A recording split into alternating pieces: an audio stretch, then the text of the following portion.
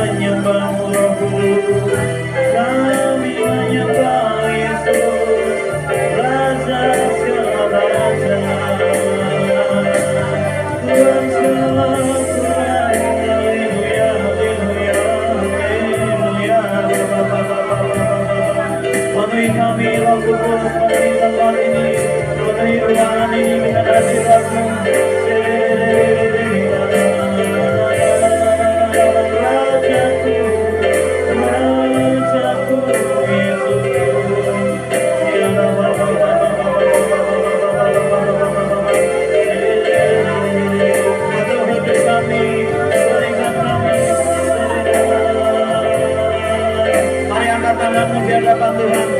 Serahkan seluruh hidupmu, serahkan masa depanmu, serahkan kekhawatiranmu kepada Tuhan. Dan Dia yang menjawab, Dia yang bertindak, Dia yang akan menolong, Dia yang akan mengangkat tanganmu, Dia yang tidak akan membiarkan kau jatuh sampai tergeletak, namun Dia yang akan menuntun kau, Dia yang akan menuntun kau sampai pada janjinya, sampai pada janjinya.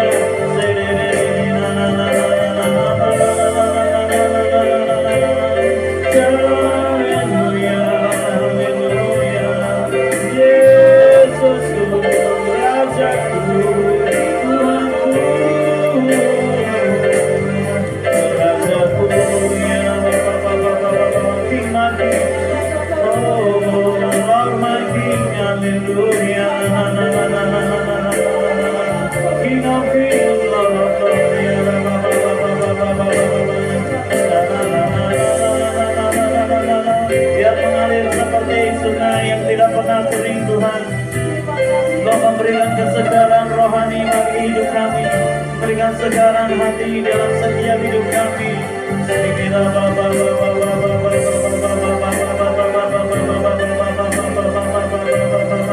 Bila kami melayangkan mata kami ke gunung-gunung, dari manakah datangnya pertolongan kami? Datangnya pertolongan kami hanya dari Tuhan, Allah yang hidup, Allah yang setia, Allah yang hidup, Allah yang kudus.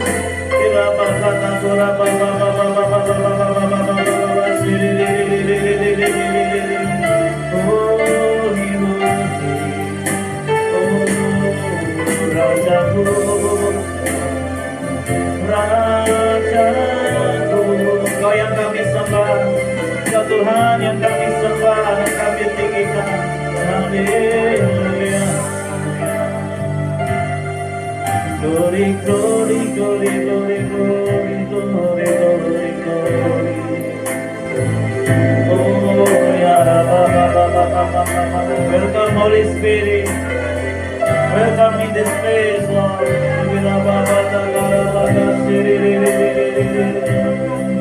Hallelujah. Terima kasih Tuhan.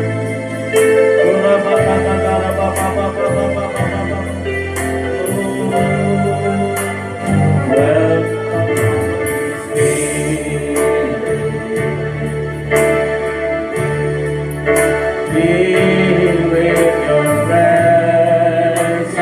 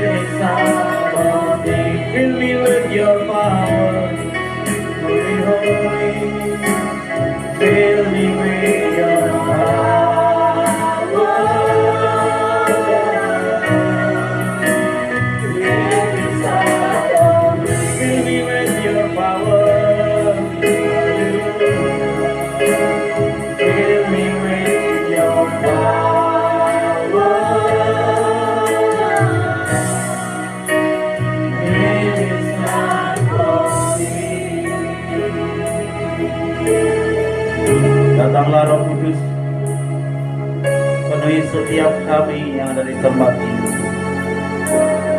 Dan Engkaulah Roh penghibur, Roh penolong,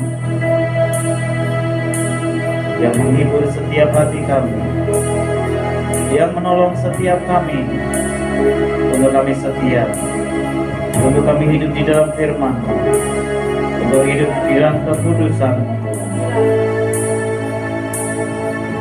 Dan biar Kau Tuhan yang memimpin kami.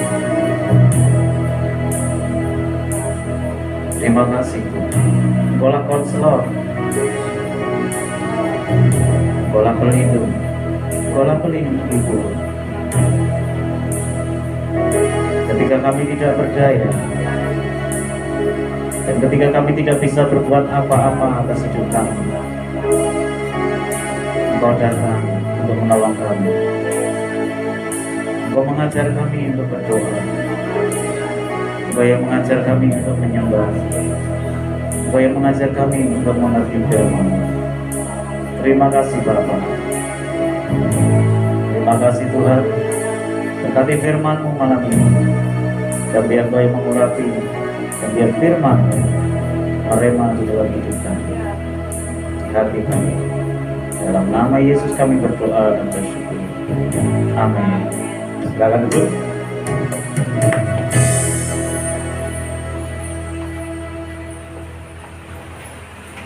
Haleluya, diberkati Tuhan semuanya.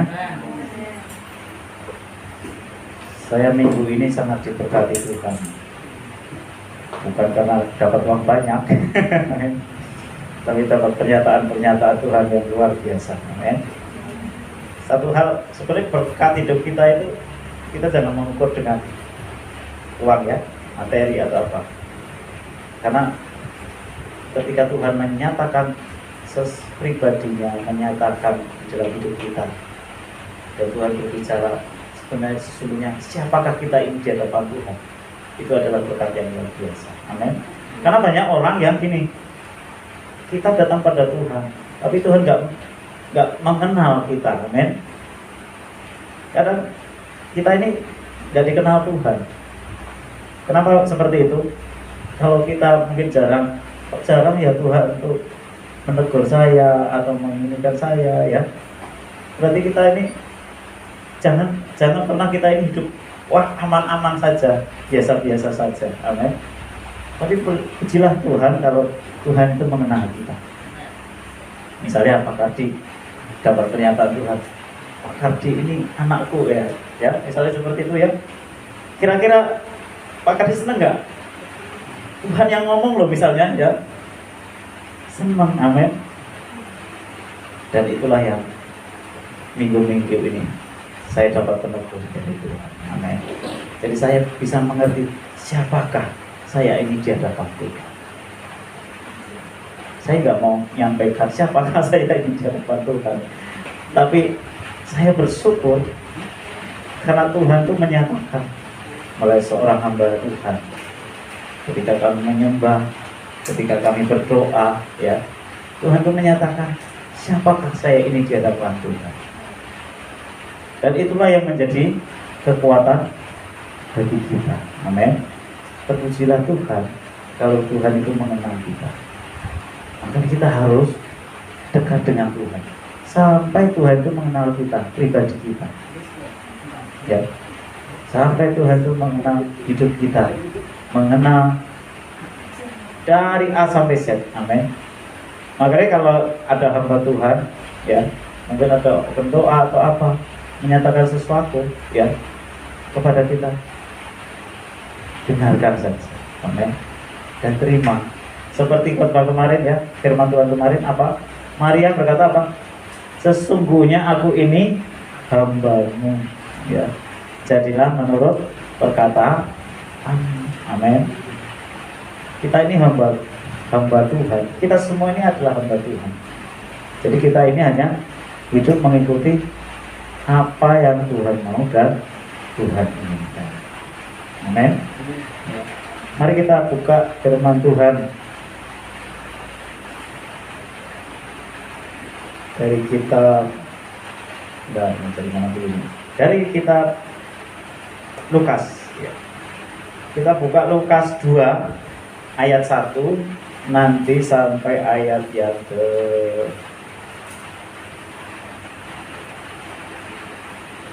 ayat ke-9. Nah, akan saya bacakan, yaitu kelahiran Yesus ya. Kita mau berbicara tentang Yesus ya. Karena apa? Karena ini kemarin Natal ya. Dan ini tanggal 6 kita mau berbicara tentang bagaimana kelahiran Yesus. Ayat pertama, demikian firman Tuhan, kelahiran Yesus. Pada waktu itu Kaisar Agustus mengeluarkan suatu perintah menyuruh mendaftarkan semua orang di seluruh dunia.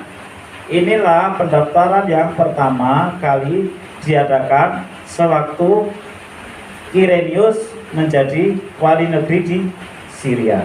Sampai situ dulu.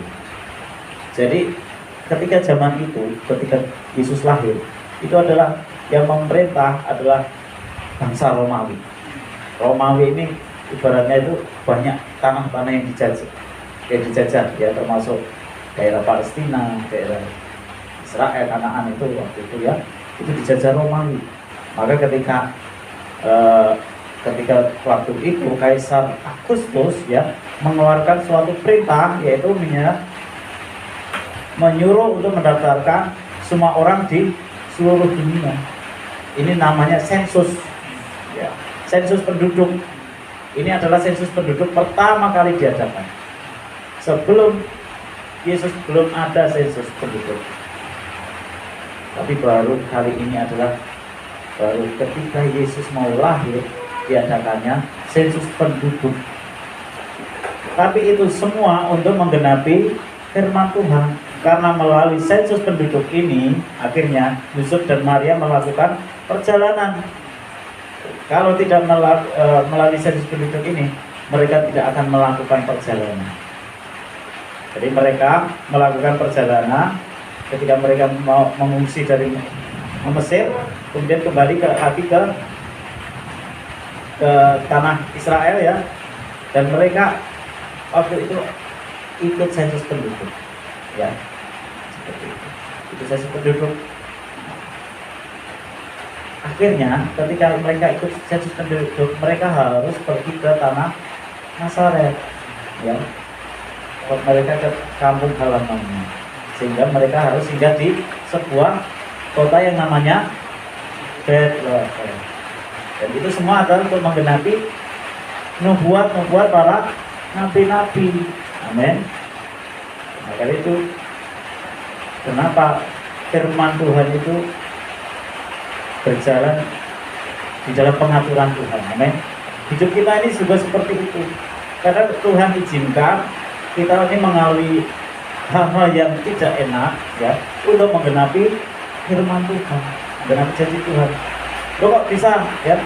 Mungkin kita harus sakit ya, mungkin kita harus punya persoalan keuangan ya, harus mungkin mengalami masalah yang tidak nyaman, tidak enak ya.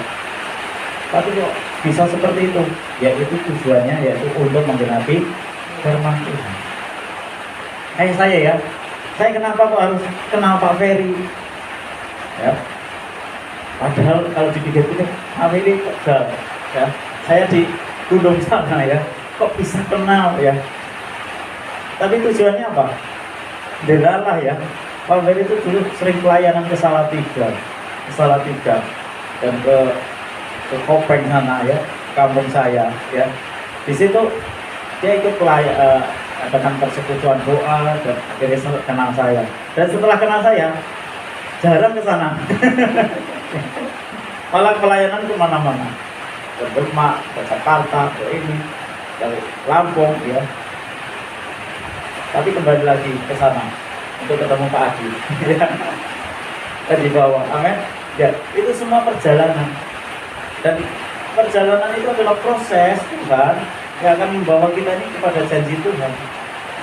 Membawa kepada, sebenarnya inilah yang harusnya sampai pada destiny yang seperti ini. Saya percaya dan saya yakin tanpa Pak Ferry, saya ketemu dengan Pak Ferry, saya tidak akan sampai ada di kota ini, dan saya tidak akan sampai ada di gereja ini. Amin. Karena semua itu adalah proses Tuhan. Jadi di dalam hidup kita, ketika kita mengalami persoalan apapun, kita harus bersyukur datangnya Tuhan. Ini maksudnya apa? Apa rencana Tuhan di balik kesusahan saya? Ya. Apa rencana Tuhan di balik kesukaran saya? Amen. Apa rencana Tuhan di balik mungkin persoalan yang sangat besar? Ya, ada gunung batu yang mungkin sulit dipindahkan di dalam hidup kita. Itu kita harus tanya. Ya. Karena kalau kita ngerti apa yang menjadi rencana Tuhan dan hati kita ini bertemu dengan hatinya Tuhan, maka disitulah Tuhan itu bisa menggerakkan. Amen. Makanya ada kata-kata gini, sampai surga dan bumi menyatu. Yang menyatu apa? Hati Tuhan dan hati kita ini menyatu. Kalau hati kita dan hati Tuhan sudah menyatu, terus di situ ada yang namanya kegerakan, lawatan, amen. Di situ ada pemulihan. Karena sebenarnya yang dinanti-nantikan Tuhan itu apa? Menyatunya hati kita, amen. Hati kita ini dengan Tuhan. Itu juga bukan hanya untuk gereja, bukan hanya untuk hamba Tuhan. Kita juga, setiap orang yang hidup di dalam Tuhan, kita harus menyatukan hati kita. Kalau enggak, proses itu akan ya. Saudara tahu bagaimana emas itu dibentuk? Amen. Emas, semua barang-barang berharga itu melalui proses yang sangat dalam dan sangat keras. Jadi kita akan gampang nyanyikan lagu ini ya. Jadikan aku indah yang kau pandang mulia. Enak nyanyinya ya. Tapi mau nggak diproses Tuhan? Mau jadi mulia loh. Amen. Proses itu apa? Kalau emas harus dimurnikan, dipanaskan sampai itu dibentuk, sampai bentuknya itu kayak cairan. Untuk memisahkan emas dari logam-logam lain, yaitu dengan cara dipanaskan sampai mendidih ya. Itu nanti akan pisah. Karena setiap logam itu punya suhu pemuaian itu berbeda-beda. Amen. Dan disitulah nanti namanya pemisahan. Jadi kalau kita ini sedang diproses Tuhan, mungkin kok prosesnya sangat berat sekali. Sebenarnya kita ini sedang dimurnikan, dimurnikan dari cara hidup kita yang lama, pikiran kita yang lama, dari prinsip-prinsip hidup yang lama. Itu kita sedang dimurnikan. Dan memurnikan itu yang butuh proses. Mungkin di sini ada yang punya anting, punya gelang, punya ini. Jangan lihat, wah ini beli enak, bagus sekali ya. Nanti prosesnya, dibentuknya, dia harus digosok. Amin. Demikian kita juga, ya. Ini kita berdoa, Tuhan urapi aku dengan urapan baru. Saudara tahu arti urapan? Ketika pedang atau senjata atau perisai itu diurapi, itu digosok dengan minyak, ya, sampai mengkilap. Ketika itu digosok, itu akan di pedang apa? Dibacok itu nggak akan mempan. Karena apa? Ada minyaknya ya, akhirnya meleset kan, seperti itu. Itulah proses. Jadi ketika kita berdoa juga kita minta Tuhan urapi aku dengan urapan baru. Siap gak kita diproses Tuhan? Amen. Siap gak kita dibentuk Tuhan? Sampai dalam-dalamnya kita. Dan kita mau gak mau, kalau kita mau dipakai Tuhan lebih lagi, itu kita siap diproses. Amen. Ya. Kita lanjutkan ya. Terus ayat 2, inilah pendaftaran yang pertama kali diadakan sewaktu Kirenius menjadi wali negeri di Syria. Maka pergilah semua orang mendaftarkan diri masing-masing di kotanya sendiri. Ya, ini Yusuf pergi ke kotanya sendiri. Ya. Demikian juga Yusuf pergi dari kota Nazaret di Galilea ke Yudea, ke kota Daud yang bernama Bethlehem. Saudara tahu artinya Bethlehem? Bethlehem apa? Bethlehem itu namanya artinya kota roti. Artinya Bethlehem itu kota roti. Kenapa kota roti? Karena di situ adalah kota yang memproduksi roti. Jadi ketika Bethlehem itu kotanya sangat kecil sekali, mungkin hanya 50 km luasnya. Bahkan di itu tidak ada. Mari kita buka ya kota-kota Yehuda. Mari kita buka kitab Yosua. Ini saking kecilnya Bethlehem. Bethlehem itu sangat kecil sekali. Saking kecilnya sampai tidak terdaftar di sini. Coba lihat. Buka di Yosua 15 ayat 20 sampai 20 sampai ayat 63. Saya nggak suruh baca, tapi coba dilirik aja, cari yang namanya Bethlehem di situ, ada enggak? Itu judulnya apa? Kota-kota suku Yehuda. Kota-kota suku Yehuda. Yesaya 15 ayat 20 ya. Yesua sampai Yesaya. Yesua 15 ayat 20 ya. Itu judulnya adalah kota-kota Yehuda. Kalau saudara cari di sini nggak ada nama Bethlehem. Amin. Karena apa? Bethlehem itu saking kecilnya. Mungkin kalau di GPS ya itu tidak ditemukan. Mungkin kalau sekarang ini, kenapa? Ya, Bethlehem itu adalah kota persinggahan. Amin. Kota persinggahan. Jadi kalau orang mau pergi ke kota satu, ke kota lain ya, melewati Bethlehem, udah kemalaman, wah nginep sini. Maka di situ dikatakan banyak penginapan. Nah, ketika Yesus mau lahir apa? Tidak ada menemukan penginapan sama sekali. Amin. Maka di situ kenapa? Bethlehem ini sangat kecil dan itu adalah kota perlintasan. Amin. Kalau mungkin sekarang rest area, kalau orang lewat jalan tol, ke rest area cuma apa sih? Tempat kencing, tempat apa?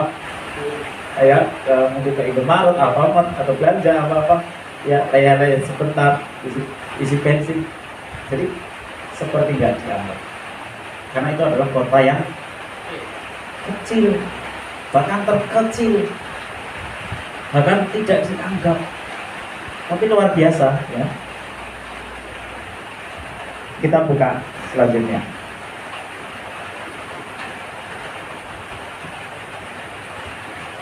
Baik.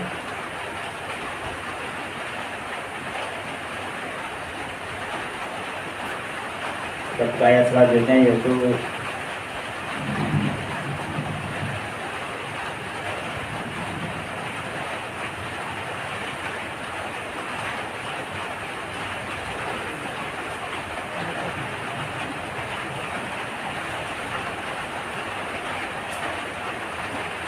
di dalam kitab Matius ya.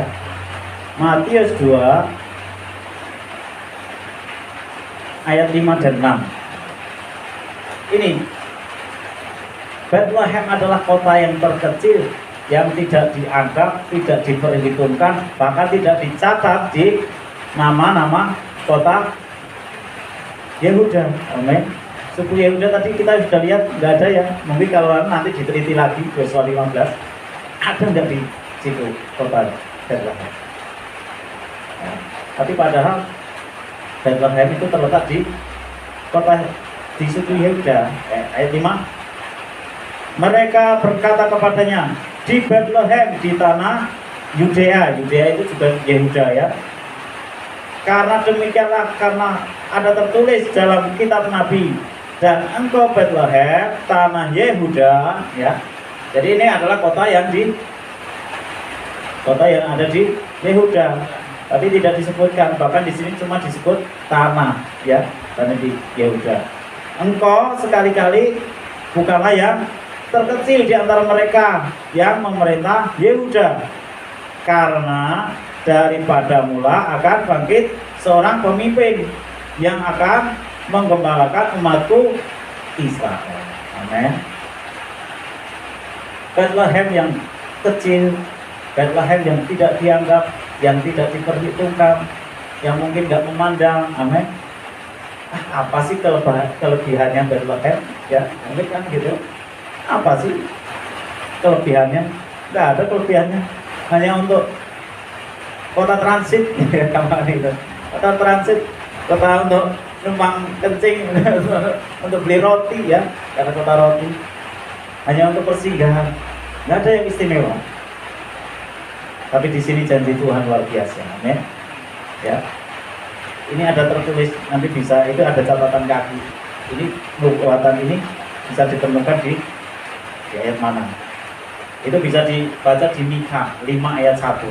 Ya, itu adalah nubuatannya, yaitu tentang dan engkau Bethlehem, tanah Yehuda, engkau sekali-kali bukanlah yang terkecil di antara mereka yang memerintah Yehuda, karena daripada mula akan bangkit seorang pemimpin yang akan menggembalakan umatku Israel, yaitu adalah Yesus. Amin.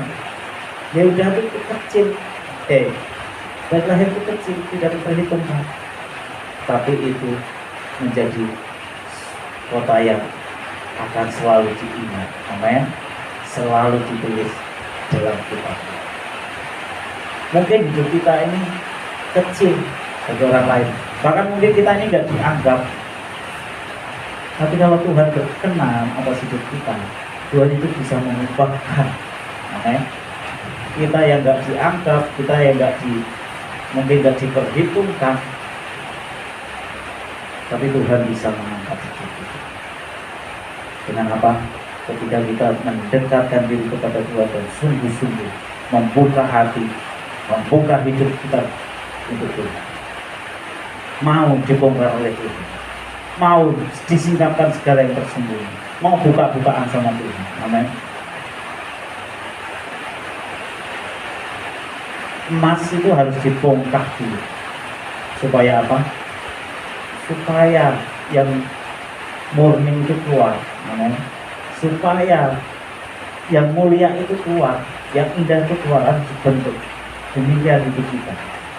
Tuhan izinkan Tuhan itu membentuk hidup kita, kita dibentuk dengan keras. Kadang Tuhan gini, Tuhan itu bisa bekerja melalui suatu. Ketika kita ditegur ya, ditegur, kita nggak mengindahkan. Ditegur 2 kali nggak inginkan. Kayak orang tua lah, Islam bukan, dia akan mengalami sendiri, ya seperti itu ya. Akhirnya apa? Kenapa dia persoalan? Mungkin udah diingatkan nggak bisa. Ya. Terus anak itu mungkin kita punya anak ya, terus melakukan kejahatan ya, udah dinasehati, udah ditegur nggak bisa. Akhirnya apa? Berhubungan dia tertangkaplah polisi, amin. Tuhan izinkan nggak itu? Izinkan supaya apa? Diproses. Makanya Tuhan itu juga pakai apa? Pemerintahan untuk membentuk kita anak-anak Tuhan, amin. Jadi seperti itu. Jadi Bethlehem adalah kota yang kecil yang tidak dianggap. Mungkin gereja kita ini gereja yang kecil, amin. Mungkin orang nggak perhitungkan, JKI Keluarga Allah di mana? Di GPS nggak ada. Di GPS nggak ada. Bahkan mungkin orang masih bertanya, di mana gereja kalian JKI Keluarga Allah? Di belakang pasar beras. Pasar beras yang mana masih bertanya? Tapi kalau Tuhan mau berkenan atas kita, amin, Tuhan bisa pakai gereja ini untuk membawa banyak jiwa-jiwa datang pada Tuhan. Ini ada janji Tuhan untuk gereja ini. Ya. Ada seorang hamba Tuhan menyampaikan itu, gerejamu, gereja kalian itu nanti seperti gua Adulam. Tahu nggak gua Adulam? Makanya baca firman Tuhan. Gua Adulam itu adalah ketika Daud mengungsi, ya, dia melarikan diri dari kejaran Saul. Dia bersembunyi di gua yang namanya gua Adulam. Tapi dari gua Adulam itu dia mengalami apa? Disitulah banyak orang-orang yang kesusahan gabung dengan gua. Amin. orang-orang yang punya utang, orang yang dikejar utang, orang yang punya masalah keluarga, orang yang punya persoalan apapun di situ. Bukannya Daud ini yang bisa bayarin, enggak. Jangan dikira, wah nanti Daud yang bisa bayarin, enggak. Raja Daud enggak. Tapi di situ ada namanya kesatuan hati. Dari kesatuan hati itulah terjadi kebangkitan. Amin. Sehingga Daud bisa menjadi punya pengikut-pengikut yang setia, punya pengikut-pengikut yang benar-benar sehati sepikir dengan dia. Dan ketika dia punya pengikut-pengikut yang setia, sehati sepikir, Tuhanku yang membawa dia itu naik dari diurapi Saul, kemudian diurapi menjadi Raja Yehuda di Hebron, kemudian diurapi lagi menjadi Raja Israel. Biasa. Kenapa? Ada pengikut-pengikut yang setia, yang sehati sepikir. Amin. Kalau kita ingin ikut Tuhan sungguh-sungguh, maka Tuhan itu akan membawa kita naik ke level yang kita butuhkan. Gereja kita ini nanti seperti akan menjadi buah adulam. Artinya apa? Mungkin akan banyak orang-orang yang punya masalah, punya persoalan, tapi saya percaya mereka akan ditolong Tuhan. Amin. Yang kita harus minta pertolongannya sama Tuhan, karena Tuhan itu sanggup menolong hidup kita, sanggup mengerjakan lebih dari apa yang kita minta dan kita doakan. Amin. Maka kita harus percaya, walaupun kita masih kecil, mungkin masih tidak seberapa,